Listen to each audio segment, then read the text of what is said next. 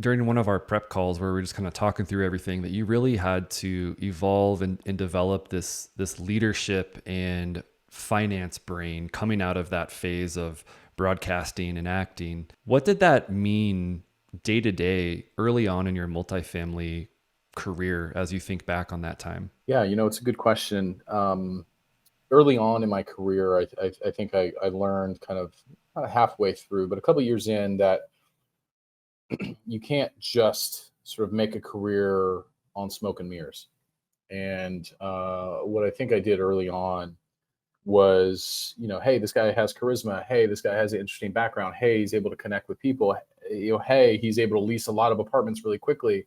But as you start to move up and through in your career, you start to find yourself in positions where you have to you have to know what you're doing. And I think as a young actor and somebody who has been blessed with some charisma, you've lived a lot of your life, whether it be as an athlete or as maybe as a student at times, but definitely as an actor and entertainer. Uh, your greatest strength is your ability to connect, whether it be with an audience or with people.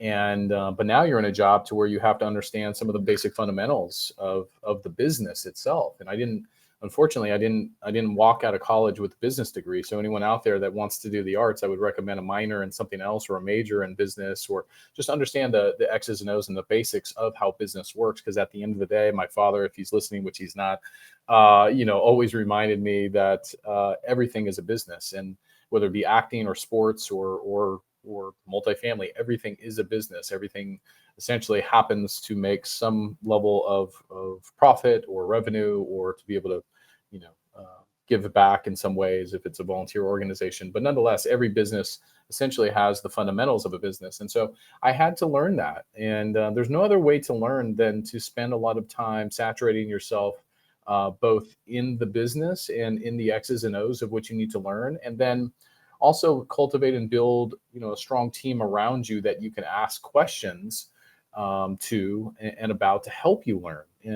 And I think everyone needs to understand, and I think most people do just naturally, how you learn. Some people learn by reading books. Some people learn by visuals. Some people learn by a combination of, in-person training, YouTube, however you learn, understand how you learn and go about that and spend the time it takes to learn. And I think that's what I've learned over my career.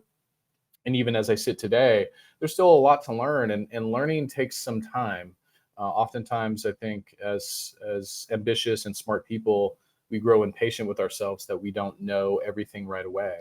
And I've just had Mm. to learn and be patient with myself that in time, if you put in the time, like working out or like anything else, you'll see results. But it does take some time, and you have to saturate yourself in what you're trying to learn.